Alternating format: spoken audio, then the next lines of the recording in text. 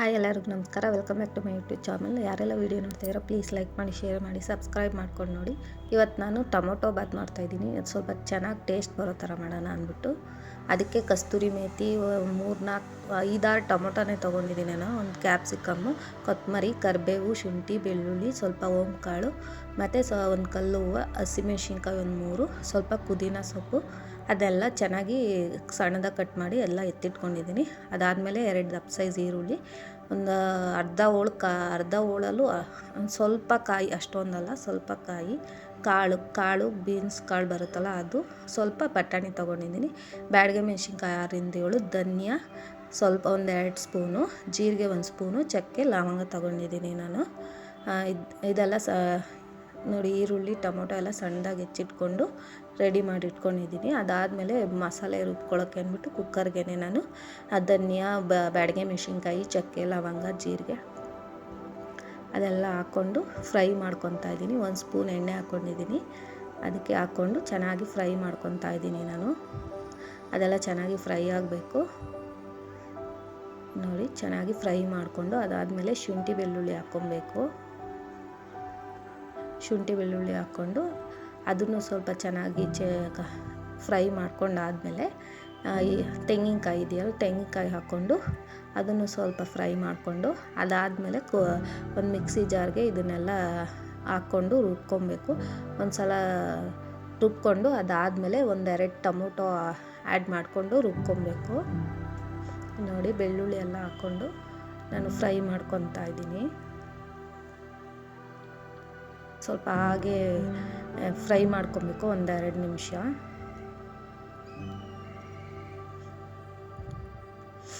ಅದಾದಮೇಲೆ ನೋಡಿ, ನಾನು ತೆಂಗಿನಕಾಯಿ ಆ್ಯಡ್ ಮಾಡ್ಕೊತಾ ಇದ್ದೀನಿ.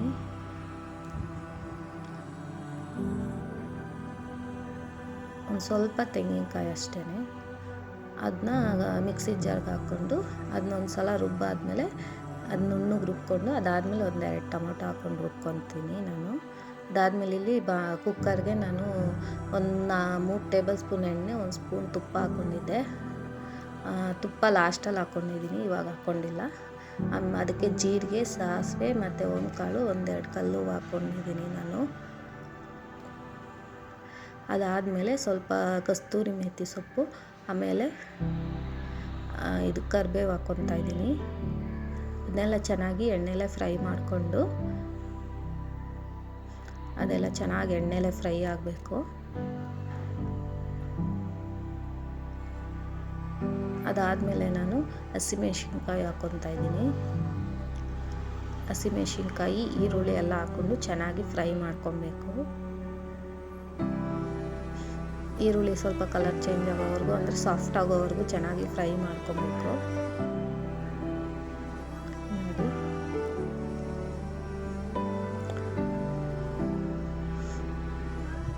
ಚೆನ್ನಾಗಿ ಫ್ರೈ ಮಾಡ್ಕೊಬೇಕು.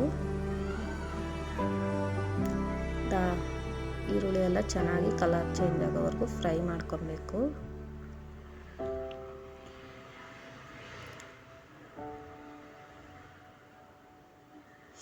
ಅದಾದಮೇಲೆ ಈರುಳ್ಳಿ ಎಲ್ಲ ಫ್ರೈ ಆದಮೇಲೆ ನಾನಿಲ್ಲಿ ಬಟಾಣಿ ಮತ್ತು ಬೀನ್ಸ್ ಕಾಳು ಹಾಕ್ಕೊತಾ ಇದ್ದೀನಿ. ಅದು ಬಟಾಣಿ ನೆನೆಸಿಟ್ಟಿದ್ದನ್ನೇ ಒಣಗಿಸಿದ್ದೆ. ಬೆಳಗ್ಗೆ ತೊಗೊಳ್ಬೇಕಾದ್ರೆ ಸ್ವಲ್ಪ ನೀರು ಹಾಕಿ ಎತ್ತಿಟ್ಕೊಂಡಿದ್ದೆ ಅಷ್ಟೇ, ಒಣಗಿಸಿ ಎತ್ತಿಟ್ಕೊಂಡಿದ್ದೆ.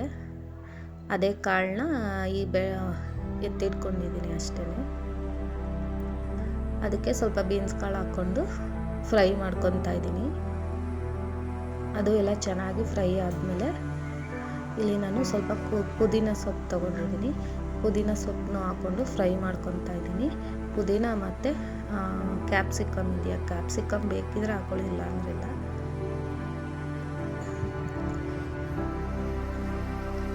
ಅದನ್ನು ಹಾಕ್ಕೊಂಡು ಚೆನ್ನಾಗಿ ಫ್ರೈ ಮಾಡ್ಕೊಬೇಕು.